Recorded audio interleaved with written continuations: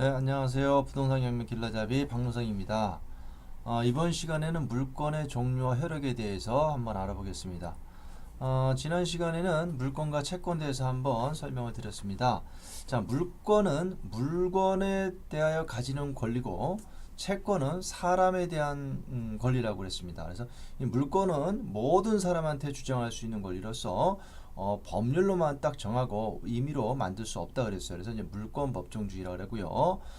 물권은 민법의 8가지 종류가 있고요. 그 다음에 관습법으로 해서 관습법상의 법정지상권, 분묘기지권 이렇게 있다고 말씀을 드렸습니다. 그래서 오늘은 물권의 종류와 이 물권의 효력에 대해서 한번 알아보도록 하겠습니다. 자, 물권의 종류는요, 민법에서 인정하는 물권 8종류가 있다고 그랬습니다. 그래서 8가지 점유권, 소유권, 취상권, 지역권, 전세권, 유치권, 질권, 저당권. 자, 8가지인데요. 자, 요 물권의 종류는 암기를 해 두셔야 돼요. 그래서 앞으로 우리가 경매 공부를 하고 또 이제 그 물건에 대해서 이렇게 자꾸 나오는데요. 이런 종류는 물건에 대해서는 외워두셔야 할 필요성이 있습니다. 자, 그래서 이 물건을 분류를 하는 데에 8가지를 가지고 이렇게 점유권과 본권으로 이제 구분을 하고요. 점유권과 본권으로 이렇게 구분을 하고요. 또 본권은 소유권과 제한물권으로 이렇게 구분을 합니다. 그래서 또 제한물권은 용익물권과 담보물권으로 이렇게 구분을 되어지고 용익물권에는 지상권, 지역권, 전세권, 그다음에 담보물권에는 유치권, 질권, 저당권 이렇게 구분을 해두고 있습니다. 그래서 일반적으로 이렇게 교과서나 이렇게 그 경매서 쪽에 이렇게 기재가 되어 있는데요. 우리가 물건을 여기 8가지 종류가 점유권과 본권으로서 소유권, 그 다음에 용익물권으로서 지상권, 지역권, 전세권. 용익물권은 사용수익을 목적으로 하는 물건이라 해서 용익, 사용수익 물건이라 해서 지상권, 지역권, 전세권이 있고요. 요 담보물건은 담보를 목적으로 하는 물건이라 해서 유치권, 질권, 저당권 요 3가지 종류가 있습니다. 그래서 요 종류에 대해서는 간단히 뒤에서 설명을 좀 드리도록 하고요. 자, 이 민법에서 인정하는 물건 8종류가 있고요. 이 외에 민법 이외에서 인정하는 물건이 있습니다. 이것은 이제 상법에서 인정하는 상사유치권 등이 있고 특별법에서 공장저당권, 광업재단저당권, 가등기담보권, 임목저당권 등이 있습니다. 그리고 관습법으로 관습법상의 법정지상권, 분묘기지권. 자, 관습법은 명문의 규정으로 법으로 규정되어 있는 법이 아니라 그랬어요. 관습적으로 우리가 법문화된 거고요. 한마디로 판례에 의해서 우리가 이제 그 인정된 법이다 이렇게 보시면 되겠습니다. 자, 그래서 물건의 종류는 경매에서는 이 물건 8가지 종류 요거와 우리가 이제 이 관습법상의 법정지상권, 분묘기지권 요 정도만 알아두시면 어려움이 없습니다. 이 정도만 알아두셔도 돼요. 자, 그리고 물건의 종류, 그 다음에 물건의 효력을 좀 보고 설명을 드리겠 텐데 물건의 종류에 대해서 일단 좀 설명을 좀 드리겠습니다. 물건 8가지가 이제 중요하고 요거를 좀 암기하시라고 말씀을 드렸는데 자, 점유권에 대해서 설명을 좀 드리면요. 점유권은 물건을 사실상 점유하고 있으면 인정하는 권리입니다. 점유하고 있으면 인정하는 권리예요. 우리가 임대차를 할 때 임차인이 물건을 주택을 점유하고 있죠. 자, 이러면 점유권이 있다고 합니다. 점유권은 물건입니다. 자, 점유권이 있는데 만약 임대차 종료돼서 나가라 그랬는데 안 나가고 있는 임차인, 이 사람은 점유권이 있을까요? 임대차 종료한 임차인도 점유권이 있습니다. 그 임대차가 종료되고 권리가 없다 하더라도요, 점유하고 있는 그 사실 상태, 사실상 점유하고 있으면 인정되는 권리입니다. 이게 점유권이에요. 자, 임대인의 동의 없는 전차인. 자, 임대인이 임차인한테 그래 너 이렇게 사람이 착할 것 같은데 너한테 임대 주겠다 했는데 이 임차인이 임대인 동의 없이 딴 사람한테 또 임대를 줬어요. 이걸 전대라 그러죠. 네. 그 전대 들어온 사람은 전차인입니다. 이 사람 전차인, 자 나가라, 주인이 이 사실을 알고 나가라 했을 때 뭐 권리가 없으니까 나가야 되겠죠. 해지할 수 있고 나갈 수 있는데, 이 전차인도 이 부동산을 점유하고 있으면 점유권이 있다라고 해요. 사실상 점유하고 있으면 인정되는 권리입니다. 그 권리가, 점유할 권리가 있든 없든 그거를 묻지 않고 일단 사실상 점유하고 있으면 인정되는 권리입니다. 예. 자, 그리고 소유권. 소유권은 물건을 사용수익 처분할 수 있는 권리입니다. 사용수익 처분할 수 있는 권리. 자, 이게 수익이라는 거는 사용하는 거는 뭐 어려움이 없고요. 수익을 난다는 거는 우리가 물건에 대해서 부동산 같은 경우는 임대를 줘서 임대 수익을 얻는 거, 이거 수익이 될 수 있고요. 자, 그 다음에 처분이라는 거는 부동산에서 내가 뭐 매매를 한다 하면 뭐 이거 처분되고, 또 여기다 또 부동산에 담보를 설정한다, 이것도 처분이 됩니다. 이걸 법적 처분이라고 하죠. 뭐 이게 집이 너무 오래돼서 부수고 새로 짓자 이럴 때, 뭐 철거할 때 이것도 처분이 될 수 되는 겁니다. 자, 그래서 이 소유권은 어떻게 취득하냐면 우리가 매매 계약과 등기를 하게 됐죠. 예, 설정 보통 계약과 등기로서 취득을 하게 됩니다. 그리고 자, 이제 지상권, 물권. 이 지상권은 건물, 기타, 공작물, 수목을 소유하기 위하여 타인 토지를 사용할 수 있는 권리다라고 합니다. 그래서 타인 토지를 사용할 수 있는 권리인데요. 이 목적이 있어야 돼요. 건물을 소유하기 위하여, 기타 공작물, 수목을 소유하기 위하여 타인 토지를 사용할 수 있는 권리여야 됩니다. 그래서 이 토지가 한 필지가 이렇게 있으면요, 한 필지, 요 한 필지 일부의 지상권 설정하는 것도 됩니다. 그리고 보통 전부에다 이제 지상권을 설정할 텐데, 이렇게 한번 지상권을 설정하면 설정은 설정 계약과 등기를 하죠. 설정 계약과 등기를 합니다. 그러면 지상권이 설정되는데, 이 지상권이 설정이 되면 최단 존속 기간을 법으로 보호해 줍니다. 그래서 이런 건물을 소유하기 위해 타인 토지를 빌려서 쓸 때 이 건물에 대해서는 최단 존속 기간을 이 토지에 대해서 지상권을 최단 존속 기간을 30년간, 건물의 경우 견고한 건물 30년간, 그 뭐 견고하지 않은 건물 같은 경우에 뭐 목조 건물 이런 것들이 있을 수 있겠어요. 이런 15년. 그다음에 건물 이외 공작물 5년. 법으로 최단 존속 기간을 보호해 준다는 것이죠. 만약에 지상권 설정을 내가 건물 짓기 위해서 10년만 설정했다 하더라도요, 지상권자가 30년을 주장할 수 있다는 겁니다. 법으로 30년을 보호해 준다는 것이죠. 자, 그리고 지역권. 지역권은 자신의 토지의 편익을 위해서 타인 토지를 이용할 수 있는 겁니다. 그러니까 타인 토지를 이용할 수 있는 권리인데, 그 목적이 내 토지의 편익을 위해서 이용할 수 있는 권리입니다. 그래서 토지가, 자 여기를 잠깐 그림을 이렇게 보면, 자 요게 A 토지, 요게 B 토지, 이렇게 있다 보면 요게 이제 내 토지라고 하고요. 그러면 요 토지, 내 B의 토지를 편익을 위해서 A 토지를 이용할 수 있는 권리입니다. 그러면 여기에 A 토지를 통해서, 여기가 이제 도로라고 할까요? 도로.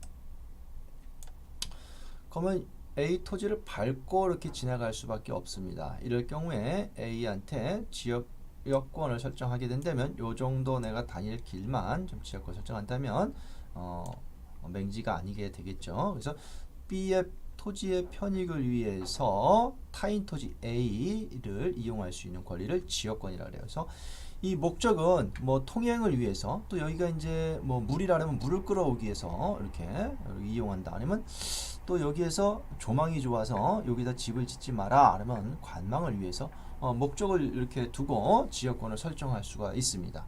보통 통행을 위해서 이렇게 남의 토지를 지역권을 설정하는 것이 일반적입니다.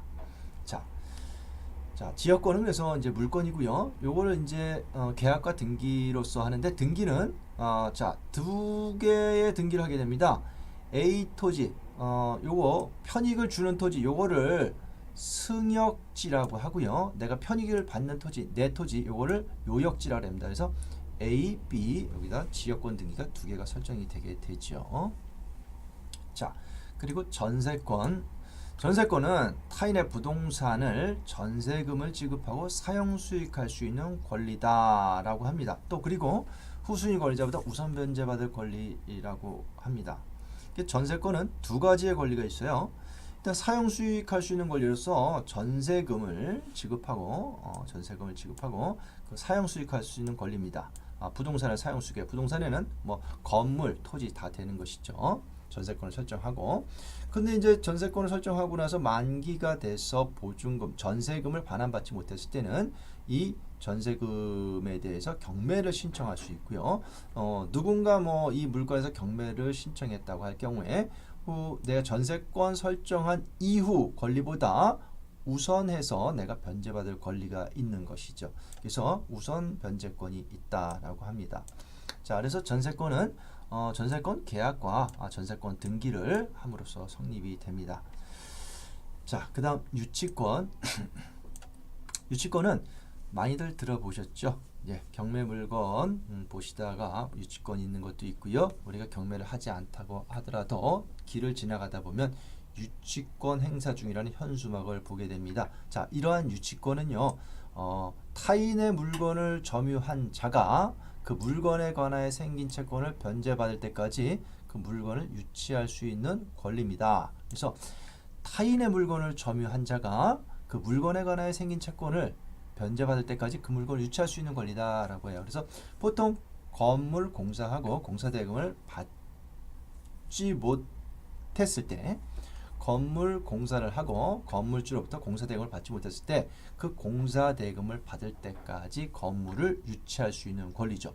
자, 이거는 물건이기 때문에 모든 사람한테 주장할 수 있는 권리입니다. 그래서 그 건물주가 공사대금을 주지 못하고 그 물건이 건물이 경매에 넘어갔다 하더라도 새로운 소유자, 경락 소유자, 매수인은 그 물건을 인도받기 위해서는 유치권을 비용을 지불할 수밖에 없는 것이죠. 그래서 점유할 수 있는 권리입니다. 그래서 이거는 유치권은 등기를 하지 않습니다. 다른 건 등기를 했어요. 그런데 등기를 했는데 요거는 등기를 하지 않고 점유만 이렇게 하는 것으로 성립이 되죠. 유치권은 점유가 생명입니다. 자, 그리고 질권. 자, 부동산에서는 질권은 없습니다. 보통 질권은 동산 질권과 권리 질권으로 이렇게 구분이 되어지는데요. 동산 질권으로는 일반적으로 우리가 전당포에서 돈을 빌린다 그러면 어떤 보석이나 이런 것들 담보로 질물로 제피고 그다음에 돈을 빌려오죠. 그다음에 또 예금 통장을 이렇게 주고 또 이렇게 돈을 빌리게 됩니다. 그리고 권리질권은 재산권에 대해서 질권 행사하는데 부동산과 관련된 건 이 권리질권으로서, 자, 예를 들어서 우리가 근저당권을 등기를 했다고 했을 때 그 근저당권을 담보로 또 돈을 빌릴 수가 있게 되는데요. 근저당권부 질권이라 그래서 근저당권부 그 권리질권이라 그래서, 자, 이 채권의 질권을 설정하게 된다. 그래서 근저당권의 근저당권의 부기등기로 순위는 같고 근저당권에 대한 부기등기로 권리질권을 설정하게 됩니다. 자, 그래서 요거는 권리질권 같은 경우에는 그 계약과 등기를 하고요. 일반 동산질권은 계약과 인도, 동산을 인도받음으로써 성립을 하게 됩니다. 자, 저당권은요, 이것도 물건이죠. 자, 채무자가 담보 제공한 부동산에 대하여 채무의 변제가 없으면 그 부동산에 대하여 다른 채권자보다 우선 변제받을 권리를 저당권이라고 합니다. 자, 돈을 빌리고 그 부동산에서 담보를 설정하고요. 설정을 받고 돈을 빌려주고 그 타인 부동산에 대해서 근저당권을 설정하고 돈을 변제를 받지 못하면 그 부동산에 대해서 내가 경매를 신청하고 다른 채권자보다 우선해서 변제받을 권리다라고 해서 담보물권을 말합니다. 이것도 근저당권은 계약과 등기를 함으로써 성립이 됩니다. 자, 이번 시간을 물건의 종류를 개략적으로 살펴본 것입니다. 상세한 내용은 또 이제 디테일하게 공부하실 시간을 있습니다. 그럴 때 이제 공부를 하시면 되는 거고요. 자, 그래서 오늘 물건의 종류가 8가지가 이렇게 있다.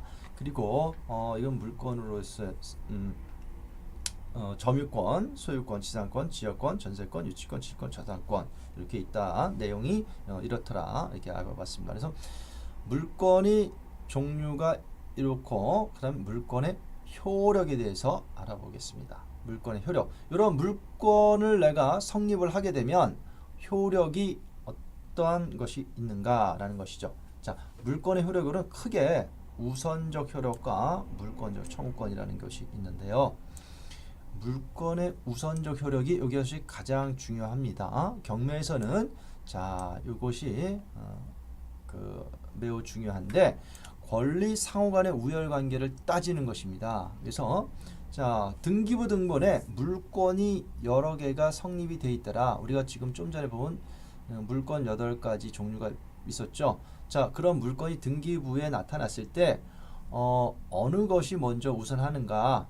그러면 걔가 우선순위로 돈을 먼저 받고 나머지 그 다음 순위가 돈을 배당금을 받고 이렇게 순위가 되겠죠. 그래서 물건 상호간 물건 자 여기서 1월 1일 날 A 근저당권이 그 다음에 2월 1일 날 B 근저당권이 5월 1일 날 C 전세권이 이렇게 성립이 되었다고 가정을 하면 자 물건 상호간에는 시간적 순서에 따라 순위가 결정이 됩니다. 그래서 제일 먼저 성립한 물건이 우선합니다. 1순위 되는 것이죠. 그래서 1월 1일 날 정한 A 근저당권이 1순위입니다. 그래서 얘가 1순위로 배당을 받고 그 다음에 B 근저당권 2순위, C 전세권이 3순위 이렇게 됩니다.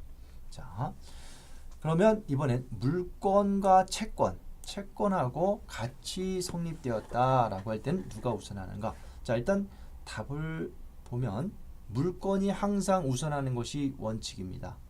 물건과 채권이 혼합되었을 땐 채권이 먼저 성립되었다 하더라도 물건이 우선합니다. 이것이 물건과 채권 간의 우선순위인데요. 자, 일단 예를 들면 1월 1일 날 A 채권, 등기하지 않은 채권입니다. 일반 채권, 돈을 빌려주고 여기서 확정 판결을 내가 받았다라고 한번 판결문을 갖고 있어요. 몇 월 며칠에 확정이 된 판결문. 이것이 있다 하더라도 그 물건에 대해선 내가 배당을 하더라도 근저당권 얘가 이 후순위로 설정되었다 하더라도 얘가 앞섭니다. 항상 앞서요. 그 다음에 얘보다 뒤에 설정한 전세권이 2순위가 되는 것이고요. 자, 어렵지 않죠? 자, 그러면 예외가 있는데요. 자, 이 채권은 물건보다 앞서는 경우가 있습니다. 자, 예외가 여기가 중요한데요. 잘 보세요. 대항 요건을 갖춘 임대차. 자, 주택임대차보호법, 상가임대차 건물임대차보호법에서 대항 요건을 갖추고 확정일자를 갖추면 대항력과 우선 변제권을 부여한다고 했습니다. 그래서 자, 주택임대차의 경우 주택을 인도받고 이사하고 그다음에 전입신고를 했다. 그러면 그 이길 날 대항력이 생긴다고 했고요. 대항력은 새로운 주인에게 내가 대항할 수 있는 힘, 즉 보증금을 인수받고 만기 때까지 살 수 있는 힘을 말하죠. 그 다음에 우선 변제권, 확정일자까지 받아놓으면 전입신고하고 확정일자를 받으면 후순위 권리자보다 우선하여 변제받을 수 있는 권리죠. 그러면 얘가 만약에 임차인이 여기 1월 1일 날 전입신고도 하고 확정일자도 받았다 라고 하면 얘가 우선합니다. 이거는 물건이라서 우선이 되는 게 아니에요. 채권인데 주택임대차는 채권인데 특별법인 주택임대차 보호법에서 그렇게 보호를 하고 규정을 해둔 것이기 때문입니다. 상가의 경우는 상가를 인도받고 그 다음에 사업자 등록을 하면 그 이길 날 대항력이 생기고 세무서에서 확정일자를 받으면 우선 변제권이 생깁니다. 그래서 이것도 마찬가지 상가의 경우도요. 자, 상가를 인도받고 사업자 등록을 하고 확정일자 받았다. 제일 먼저 그러면 B 근저당권보다 1순위로 되게 되는 것이죠. 자, 그리고 등기된 임차권. 임차권은 채권인데 등기를 할 수가 있습니다. 등기를 하게 되면 물권처럼 보호를 해주게 되는데 요 마찬가지로 여기도 임차권이 등기를 했다면 우선해서 배당을 받습니다. 자, 그 다음 소유권 이전 청구권 가등기. 자, 가등기를 만약에 여기서 가등기는 채권이죠. 아직 가등기를 공부하지 않았지만 일단 가등기라는 거는 본등기가 있으면 거기에 대해서 예비적으로 하는 등기를 가등기라고 합니다. 임시가, 예비가. 그럼 여기서 예를 들어 가등기를 했다. 가등기를 했다. 1월 1일날 가등기를 했어요. 그리고 이렇게 근저당권, 시 전세권 이렇게 성립됐고 요 6월 1일날 요날 본등기를 하게 됩니다. 본등기를 만약에 본등기를 하게 되면 요 가등기의 순위는 본등기의 순위로 올라가 버려요. 본등기. 그래서 얘가 1순위가 됩니다. 소유권을 취득해 버려요. 1순위가 돼요. 가등기의 소유권 전문 가등기. 자, 그리고 지우개를 잠깐 좀 지울게요. 너무 알아서. 자, 그래요. 자, 여기서 이제 요거 부동산 가압류.